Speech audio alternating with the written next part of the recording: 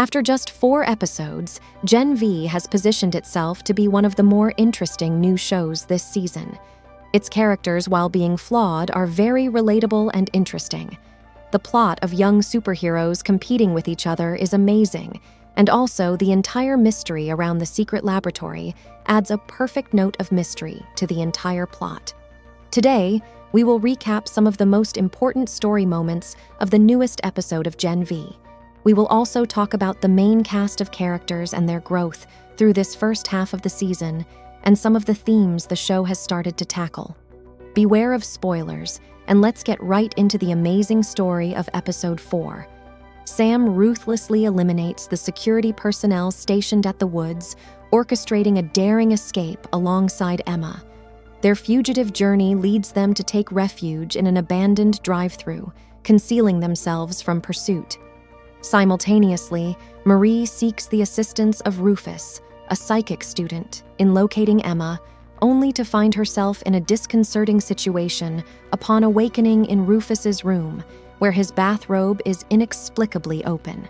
In an unexpected turn of events, Jordan enters the picture, presenting Marie with a shocking opportunity to retaliate against Rufus by orchestrating a bizarre and explosive scenario. The celebrity superhero, Tech Knight, known for his observational prowess, descends upon the campus with a sinister motive. He plans to record a show wherein he aims to wrongfully implicate an innocent student, Luke, in a suicide. Employing aggressive interrogation techniques, Tech Knight not only threatens Andre and Kate, but also subjects several students to intense scrutiny. As a guest lecturer in one of Shetty's classes, Tech Knight coerces Marie into confessing that Jordan, rather than Marie, engaged in the altercation with Luke. Post-lecture, he shifts his focus to pinning the blame on Shetty, citing Sam's escape from the woods under her watch. However, Tech Knight reconsiders this accusation after Shetty, in a private conversation away from campus, threatens to expose his unnatural proclivities regarding various bodily orifices. While in hiding at the drive-thru, Sam succumbs to delusions and derealization, revealing a chilling intention to murder Dr. Edison Cardosa, a psychologist with a previous connection to him. Emma manages to return to campus, sounding the alarm and warning others about the impending danger. Attempts to confront the immensely powerful Sam prove futile, but Emma employs an unconventional strategy, devouring the spaghetti in the Cardosa house, shedding her clothes, and growing to unnatural proportions to subdue him. Amid the chaos, as Marie endeavors to reason with Sam, she experiences a blackout, only to awaken and discover Jordan sleeping next to her. The narrative unfolds with a blend of suspense, surrealism, and unexpected alliances in this complex and evolving tale of intrigue and danger. It will be very interesting to see what happens in the second half of the season. The characters have been through so much already, but their journey is far from over. One of the most interesting parts of this show is that in this ruthless and quite dark world, these individuals are actually really good people. Unlike the series before, The Boys, these characters truly are heroic and want to do the right thing. Marie Maro, she is one of the main characters of the story. Her powers, being bloodbending, have proven to be very useful in the extreme conditions of God University. Marie time and time again proves that she is really a person who wants to be a superhero and help people. While she still has to deal with her own trauma, she always tries to help others. Andre Anderson, the student with magnetic powers.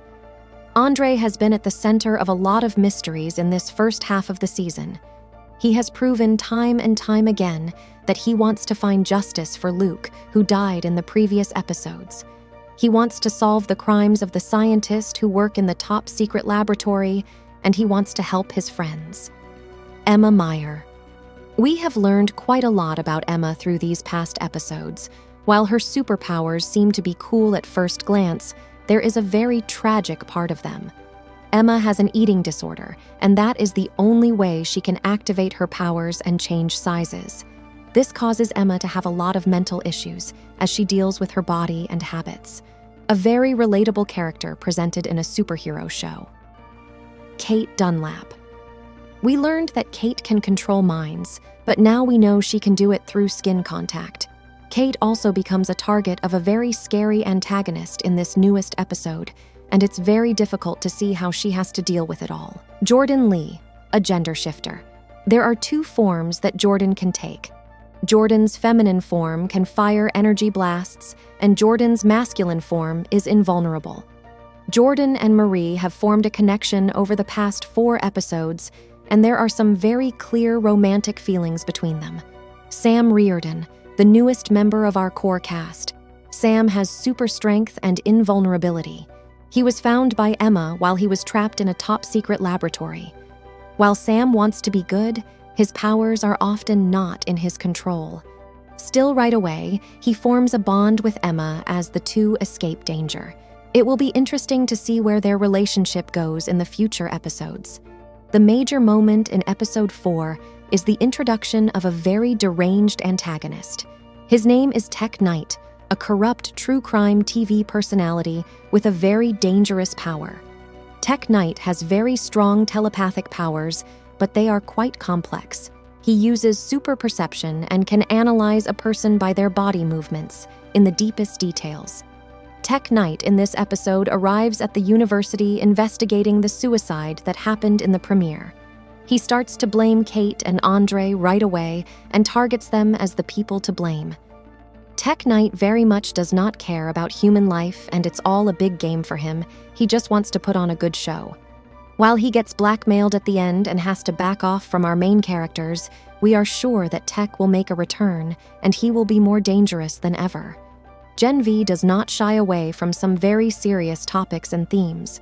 The show is a superhero adventure, but it's set in a very dark and realistic world, with characters that are flawed and sometimes really damaged. Its focus is on presenting very real issues that affect young people and putting it into a superhero storyline. Emma, one of our main characters, uses her powers by basically having an eating disorder. Our new character, Sam, clearly has mental issues that are even worse because of his superpowers. Most of the young characters in this story are very damaged. They all have some trauma they are dealing with. While the show often uses action and dark humor to develop the story, it does not hold back when it's time to get serious. It is one of the many reasons Gen V stands out in the sea of quirky superhero shows that have little to offer, besides a few laughs and action scenes. If you are still not convinced to try out this show, at least watch these 4 episodes. The season is now halfway done, and these 4 first episodes are the perfect binge.